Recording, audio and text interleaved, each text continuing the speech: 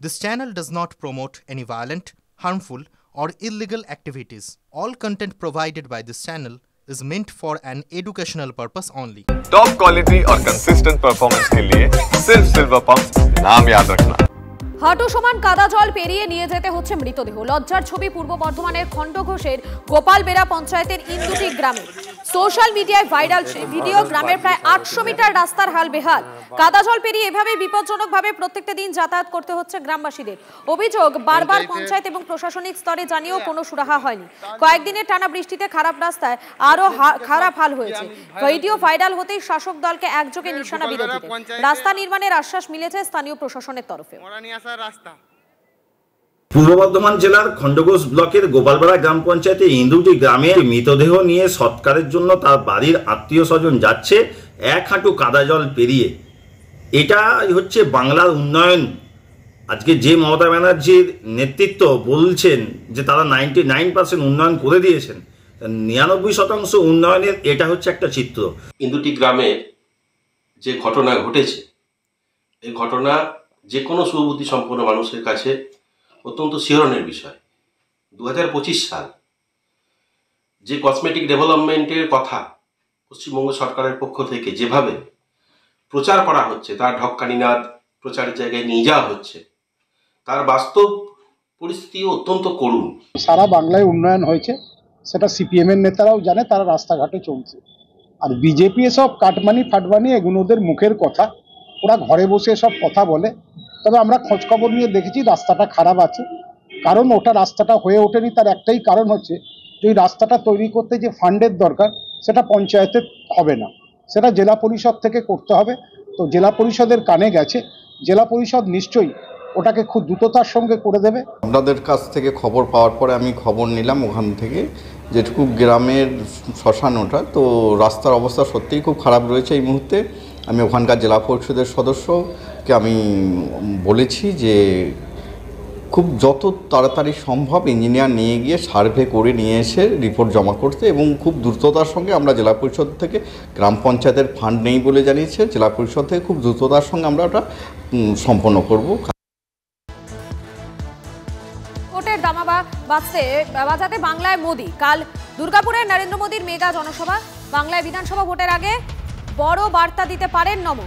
বিহার থেকে সোজা দুর্গাপুরের নেহেরু স্টেডিয়ামে পৌঁছবেন মোদী। একগুচ্ছ সরকারি প্রকল্পের উদ্বোধনও করবেন নরেন্দ্র মোদী। উন্নয়ন অস্ত্রের শান দিয়ে তৃণমূলকে কোন পথে নিশানা করবেন মোদী? মঞ্চে কাকে দেখা যাবে এটা আমি বলতে পারবো না, এটা পিএমও থেকে বলবে, ওরা ঠিক করে কে যাবে। রাজ্য নেতৃত্ব না না, কোনো চিঠি পিটি ভেবেছি তো যাবো, দেখি। তাহলে তো আপনি মানে রাজ্য নেতৃত্ব কোথাও আমি কি করবো? তাহলে কি আমি প্রধানমন্ত্রী ভাষণ শুনতে যাবো না কখনো? দেখা যাক, সে তো সময় আছে এখন। 18 জুলাই রাজ্যে আসছেন প্রধানমন্ত্রী। আজ প্রতিবাদ সভা থেকে নরেন্দ্র মোদীকেও আক্রমণ করেছেন মমতা বন্দ্যোপাধ্যায়। বন্যা পরিস্থিতির প্রসঙ্গ টেনে প্রধানমন্ত্রীকে নিশানা করেছেন মুখ্যমন্ত্রী। আপনি জল ছেড়ে দেন, কিন্তু বন্যার টানে 1 টাকা দেন না, মানুষগুলো যখন ডুবে যায়। লজ্জা করে না? আবার ভোট চাইতে আসেন, আর যত কথা বলে, মিথ্যে কথা বলে, একটা সত্য কথা বিজেপি বলে না। एक डबल इंजन सरकार खाली झूठा का आश्रय लेता है, झूठा का सहारा लेते हैं। ऐसा ज्यादा दिन नहीं चलने वाला है, ये भी आपको याद रखना है। বন্যা পরিস্থিতি নিয়ে রাজ্যকেই দুষলেন শুভেন্দু অধিকারী। শুনুন। উনি তো গতবারে বলেছিলেন ডিবিসি কে বন্ধ করে দেবো, প্রাচীর তুলে দিচ্ছেন না কেন? আমি বলেছিলাম ডিবিসি কে বন্ধ করে দিলে 9টা জেলা অন্ধকারে ডুবে যাবে। ক্ষমতা থাকলে বন্ধ করে দেখুন, রেল বন্ধ হয়ে যাবে, আসানসোল, বাঁকুড়া, পুরুলিয়ার সব ট্রেন লাইন বন্ধ হয়ে যাবে। বন্ধ করুন না ডিবিসি। গতবার তো হাত ছড়েছিলেন এরকম। কোথায় গেল ঘাটাল মাস্টার প্ল্যান? আপনার ভাইপো কোথায় গেল? চিটিংবাজ। 31 ডিসেম্বর 2024-এর মধ্যে ঘাটাল মাস্টার প্ল্যান হয়ে যাবে। কোথায় গেল চিটিংবাজ ভাইপো?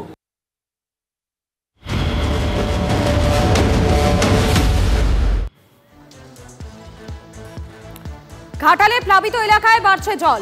8টি গ্রাম পঞ্চায়েত, ঘাটাল পুর এলাকার 12টি ওয়ার্ড, খড়ার পুরসভার 2টি ওয়ার্ড, দাসপুরের বেশ কিছু এলাকা প্লাবিত। অনেক জায়গায় বিচ্ছিন্ন হয়ে গিয়েছে বিদ্যুৎ সংযোগ। বিদ্যুৎ এবং দেখা দিচ্ছে পানীয় জলের সংকটও। আমাদের সঙ্গে রয়েছেন আমাদের প্রতিনিধি অসীম রয়েছেন, আমি অসীমের কাছে চলে যাবো। অসীম, তুমি যে এলাকায় রয়েছো সেই এলাকায় এই মুহূর্তে কি ছবি ধরা পড়ছে, কি দেখতে পাচ্ছ? দেখো, ইতিমধ্যে কিন্তু চন্দ্রকোনা বা কেঠিয়া নদীর জলস্তর কমতে শুরু করেছে। আমি একটা শিলাবতী নদীর ধারে রয়েছি। এই নদীর উপরেই কিন্তু ঘাটালের বন্যা ও চন্দ্রকোনার বন্যার কিন্তু পরিস্থিতি অনেকটাই নির্ভর করে।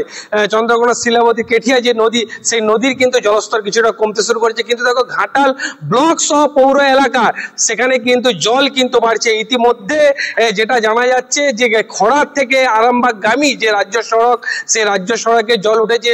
মনসুকা গ্রাম পঞ্চায়েতের একাধিক গুরুত্বপূর্ণ গ্রামীণ সড়কগুলিতে জল উঠেছে, যোগাযোগ বিচ্ছিন্ন। এছাড়াও ঘাটাল পৌর এলাকা সহ ঘাটাল ব্লকের একাধিক গ্রাম পঞ্চায়েত এলাকাতে জল বাড়ছে। দাসপুরেও কিন্তু একাধিক জায়গায় এখনো জলমগ্ন।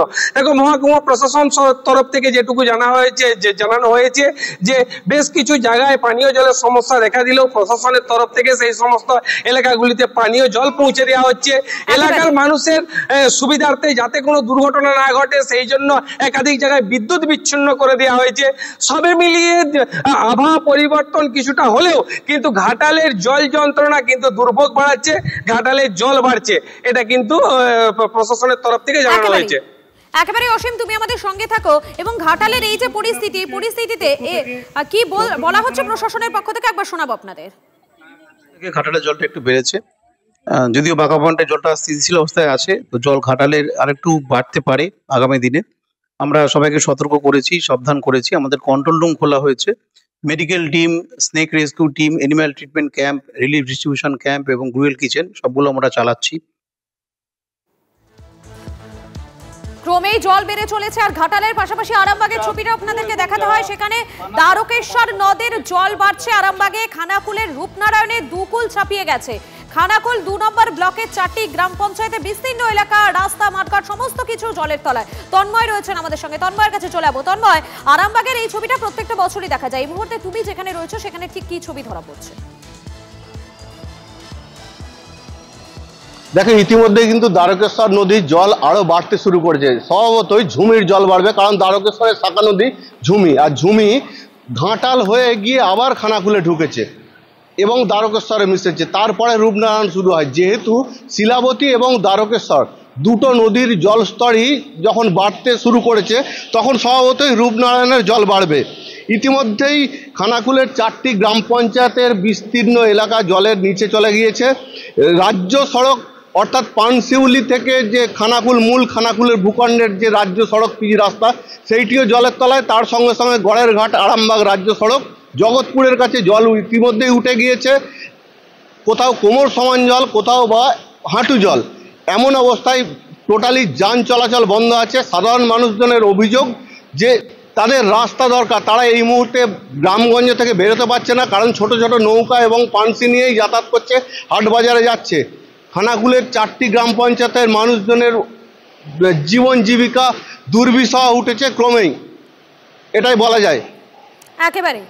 একেবারে বোঝা যাচ্ছে যে একেবারে পুরো এই এলাকার যারা মানুষজন রয়েছেন তারা রীতিমতো এই মুহূর্তে সমস্যা বললেও মানে খুব কম হবে শব্দটা, তার থেকেও বেশি কিছু তারা এই মুহূর্তে ফিল করছেন, কেননা প্রত্যেকটা বছর তাদেরকে এই ছবি দেখতে হয়। ধন্যবাদ তোমাকে।